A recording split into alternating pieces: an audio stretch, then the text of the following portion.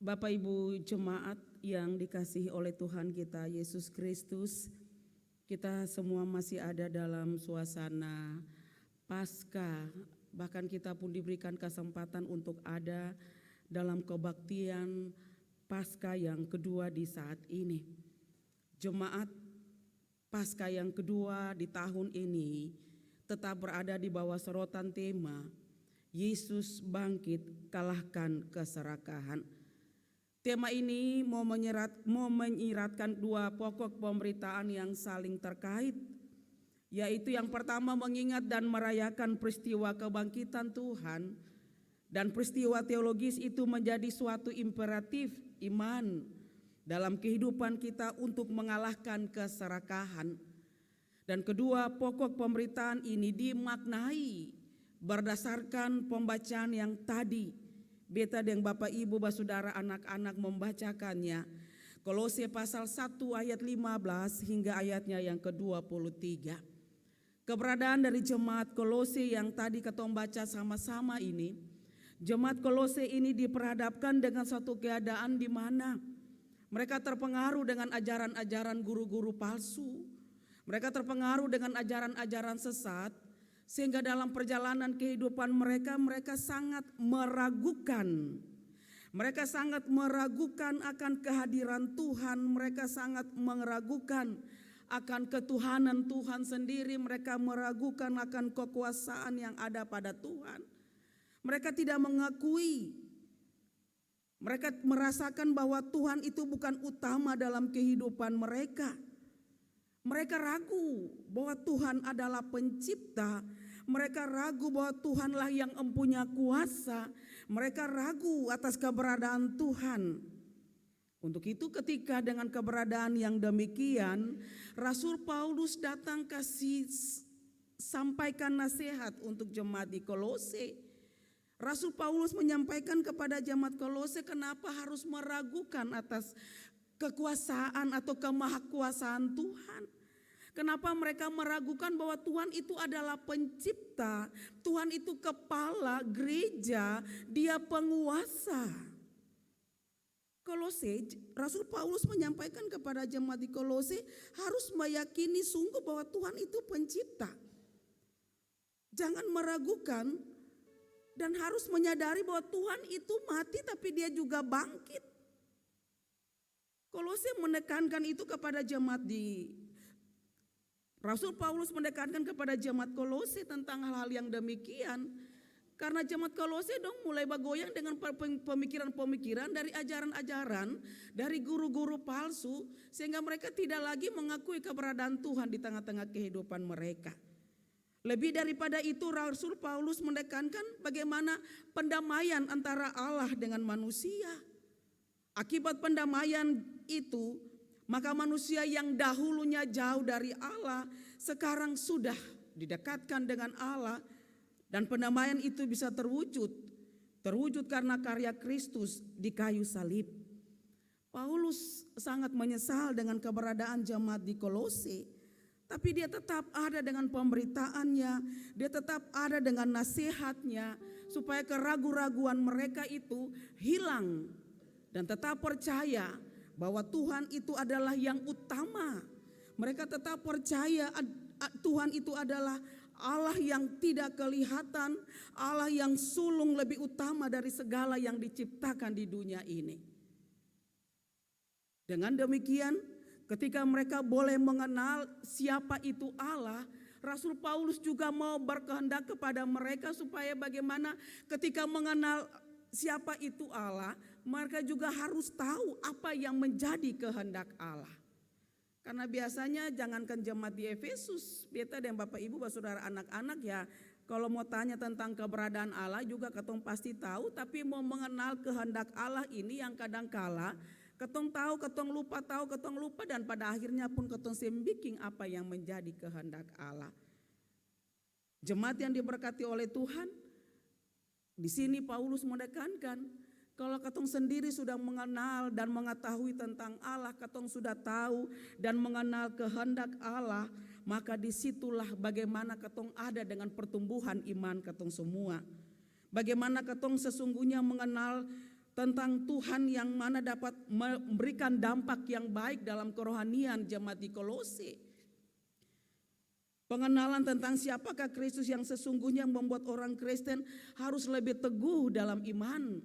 Jangan goyah dengan berbagai macam ajaran-ajaran, tapi bagaimana melihat bagi kehidupan mereka untuk tetap setia dan berpegang pada pengharapan kepada Allah. Bagaimana beta dengan Bapak Ibu Saudara dalam mengenal Kristus dan mengenal apa yang menjadi kehendak Tuhan. Di sini katong disoroti dengan tema khotbah kita, tema Paskah kita yang kedua adalah Yesus bangkit kalahkan keserakahan. Kemarin waktu Paskah yang pertama kita ada dan kita juga diberikan kesempatan untuk mendengar refleksi tentang Paskah dan tema yang sama juga, Yesus bangkit kalahkan keserakahan. Katong tahu sendiri orang serakah atau serakah itu katong orang-orang yang sempurna puas dengan apa yang ada for katong. Katong sesaja mau lebih, mau ingin yang lebih daripada apa yang sudah ada di tengah-tengah katong pung hidup. Katong rakus. Orang Ambon biasa bilang katong galojo. Su ada nih, tapi mau ingin yang lebih ya, kalau mau ingin lebih, kalau ada berkat lebih lah katong beli. Tapi kadang-kala katong mau yang lebih, tapi pakai cara-cara yang tidak sesuai dengan kehendak Tuhan. Untuk katong semua, kalau ada dengan berbagai macam kehidupan katorang, mau dengan semau katong juga harus mengakui kadang-kala juga katong serakah. Kadang-kala juga katong tamak. Kadang-kala juga katong rakus. Yang bukan katong punya, katong ambil. Katong pun hasil pekerjaan dari hasil keringat, katong sempuas. Lalu katong pakai banyak cara supaya bisa mendapatkan sesuatu, supaya bisa memenuhi apa yang katong butuhkan, supaya katong merasa puas dan tidak menyadari dari apa yang katong bikin orang lain korban. Dari sifat keserakahan itu, jangankan orang lain, katong juga bisa menjadi korban dari apa yang katong punya. Macam nyonyong dan nona-nona ini kalau dong punya teman, punya pacar, ya satu saja jua. Kalau semaulah ya sudah stop bye-bye baru ambil satu lah, jangan 1, 2, 3. Apalagi katong yang su tua-tua nih. Kalau yang su ada di rumah satu tuh ya itu sudah jual lah. Itu jual centau itu bisa lihat bye-bye lah kasing. Belum lihat bye-bye lah supaya ambil yang satu lah. Itu rakus. Itu mau mengingini lebih daripada yang ada pada katumpung hidup. Yang ada bersyukurlah. Yang sudah ada, yang sudah disiapkan, katong bersyukur dengan apa yang ada. Tapi kalau katong hidup dengan serakah, hidup mau ingin lebih daripada orang lain, mau lebih menguasai apa yang orang lain punya dengan cara-cara yang tidak baik, kasihan. Nanti katong hancur. Dan di hari Paskah ini, Paskah pertama, Paskah kedua, dan bagaimana katong bisa menyatakan kebangkitan itu dalam katumpung hidup. Mari sesuai dengan tema ini, kalahkan keserakahan. Semua sifat-sifat itu mari katong buang akang. Lalu katong apa yang katong ada, apa yang katong tarima, katong bilang dangke banyak for Tuhan. Lalu katong meyakini bahwa itu pasti cukup. Itu pasti dapat memuaskan apa yang katong butuhkan dalam katumpung hidup. Karena katong yakin Tuhan itu hidup, Dia bangkit, Dia mampu memenuhi apa yang katong butuhkan. Jangan terlalu labelai, kalau su makan kenyang itu sudah. Jangan cari labelai. Akhirnya katong sen tahu dan sen mau dan sen mampu untuk bisa bikin apa-apa. Untuk itu mari Bapak Ibu, bagaimana katong kalahkan keserakahan? Katong bersyukur dengan apa yang Tuhan kasih. Bagaimana katong kalahkan keserakahan itu? Katong puas dengan apa yang sudah diberikan for katong. Bagaimana kalahkan keserakahan itu?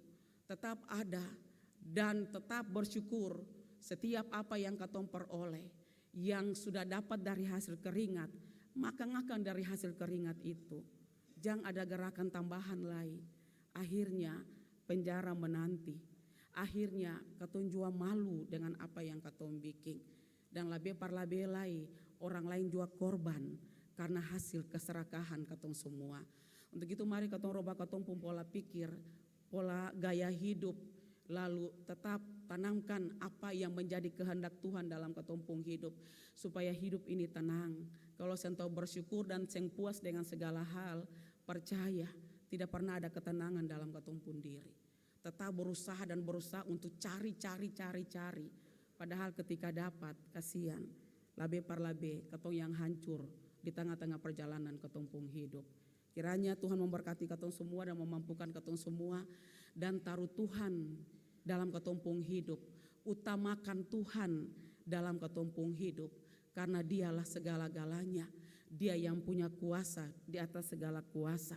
Dan dia adalah Tuhan yang mati tapi juga bangkit untuk beta, Bapak, Ibu, dan saudara semua. Amin.